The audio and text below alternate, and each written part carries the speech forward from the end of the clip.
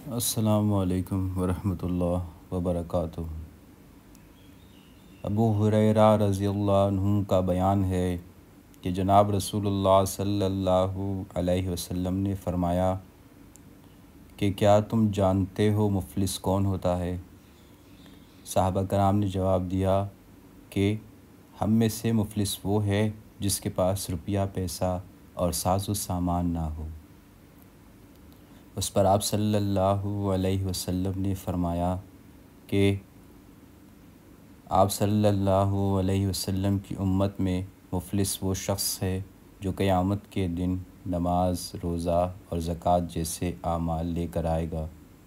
اس نے ہر طرح کی نیکی کی ہوگی، تاہم اس نے کسی کو گالی دی ہوگی، کسی پر تہمت دھری ہوگی، کسی کا ناحق مال کھایا ہوگا، کسی پر ظلم و ستم کیا ہوگا، کسی پر کوئی زیادتی کی ہوگی، کسی کا خون بہایا ہوگا، کسی کو مارا پیٹا ہوگا، چنانچہ اس کی نیکیاں ان لوگوں کو دے دی جائیں گی۔ اس طرح اس کی ساری نیکیاں ختم ہو جائیں گی مگر لوگوں کے حقوق ابھی باقی ہوں گے، تو ان لوگوں کے گناہ اس کے نامہ اعمال میں درج کر دیے جائیں گے۔ اس طرح اس شخص کی نیکیوں سے دوسرے لوگ فائدہ اٹھائیں گے اور دوسرے لوگوں کے گناہوں کا بوجھ اس شخص کو اٹھانا پڑے گا اور اسے جہنم میں پھینک دیا جائے گا۔ بحوالہ صحیح مسلم۔ اس لیے نیکی کرنے کے بعد اس کی حفاظت کرنا بھی ضروری ہے کہ اس نیکی کا اجر و ثواب بھی اس کو ملے اور اس کی نیکی سے دوسرے بھی فائدہ اٹھائیں، انشاءاللہ تعالی اچھا کام کریں، ان کے ساتھ اچھا معاملہ کریں۔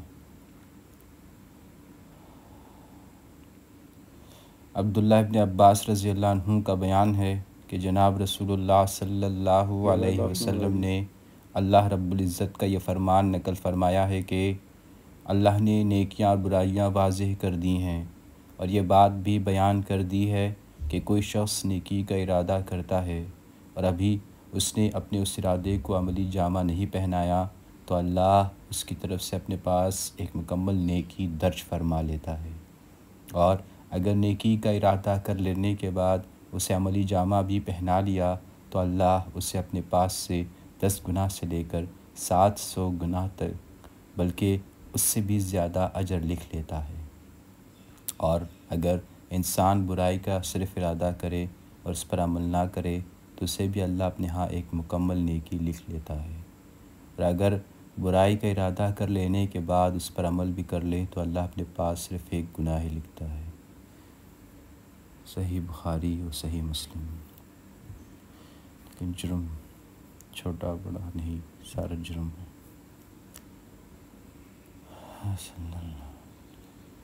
مسعور بن شداد رضی اللہ عنہ کا بیان ہے کہ جناب رسول اللہ صلی اللہ علیہ وسلم نے فرمایا کہ دنیا کی مثال آخرت کے مقابلے میں ایسی ہے کہ جیسے تم میں سے کوئی شخص اپنی انگلی دریا میں ڈال کر نکال لے اور پھر دیکھے کہ پانی کی کتنی مقدار اس میں لگ کر آئی ہے۔ بحوالہ صحیح مسلم۔ جناب رسول اللہ صلی اللہ علیہ وسلم نے فرمایا کہ روز قیامت سب سے زیادہ حسرتناک انجام اس شخص کا ہوگا جس نے دنیا میں مال حرام کمایا ہوگا اور وہ اسے جہنم میں لے جائے گا۔ بحوالہ مسند احمد۔ ابو ہریرہ رضی اللہ عنہ کا بیان ہے کہ جناب رسول اللہ صلی اللہ علیہ وسلم نے فرمایا کہ دنیا کی حیثیت ایک مومن کے لیے قید خانہ کی سی ہے اور کافر کے لیے جنت ہے۔ بحوالہ صحیح مسلم۔ عمرو ابن العاص رضی اللہ عنہ کا بیان ہے کہ جناب رسول اللہ صلی اللہ علیہ وسلم نے ایک دن خطبہ فرمایا اور اپنے اس خطبے میں فرمایا کہ اچھی طرح غور سے سنو اور یاد رکھو کہ دنیا ایک عارضی اور وقتی سودا ہے جو فی الوقت حاضر اور نقد ہے۔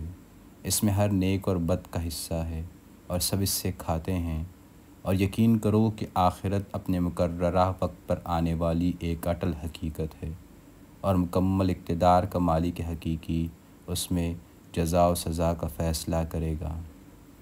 یاد رکھو ساری خیر خوشگواری اور اس کی تمام قسمیں جنت میں ہیں، اور سارا شر دکھ اور اس کی تمام قسمیں جہنم میں ہیں۔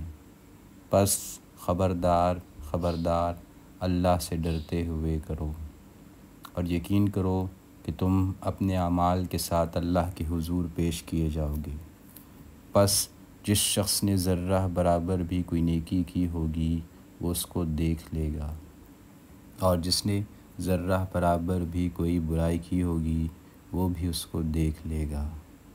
بحوالہ صحیح بخاری۔ ام المومنین سیدہ عائشہ صدیقہ رضی اللہ عنہا کا بیان ہے کہ جناب رسول اللہ صلی اللہ علیہ وسلم نے فرمایا کہ بلا شبہ مومن اپنے اچھے اخلاق سے ان لوگوں کا درجہ حاصل کر لیتا ہے جو رات رات بھر نفلی نمازیں ادا کرتے ہیں اور دن کو ہمیشہ روزے رکھتے ہیں۔ بحوالہ ابو داؤد۔ جابر رضی اللہ عنہ کا بیان ہے کہ جناب رسول اللہ صلی اللہ علیہ وسلم نے فرمایا کہ تم میں سے آپ صلی اللہ علیہ وسلم کو وہ لوگ زیادہ پسند ہیں، اور قیامت کے دن انہی کی نشست آپ صلی اللہ علیہ وسلم کے زیادہ قریب ہوگی جن کے اخلاق تم میں زیادہ بہتر ہیں۔ بحوالہ ابو داؤد۔ ابو ہریرہ رضی اللہ عنہ کا بیان ہے کہ جناب رسول اللہ صلی اللہ علیہ وسلم نے فرمایا کہ آپ صلی اللہ علیہ وسلم دنیا میں اس لیے بھیجے گئے ہیں کہ اخلاقی خوبیوں کو درجہ کمال تک پہنچا دیں۔ بحوالہ مسند احمد۔ اللہم صلی علی محمد النبی الامی وعلی آلہ وسلم تسلیما۔ اللہم صلی علی محمد وعلی آل محمد کما صلیت علی ابراہیم وعلی آل ابراہیم انکا حمید مجید۔ اللہم بارک علی محمد وعلی آل محمد کما بارکت علی ابراہیم وعلی آل ابراہیم انکا حمید مجید۔ اللہم صلی علی محمد النبی الامی وعلی آلہ وسلم تسلیما۔ اللہم صلی علی محمد النبی الامی وعلی آلہ وسلم تسلیما۔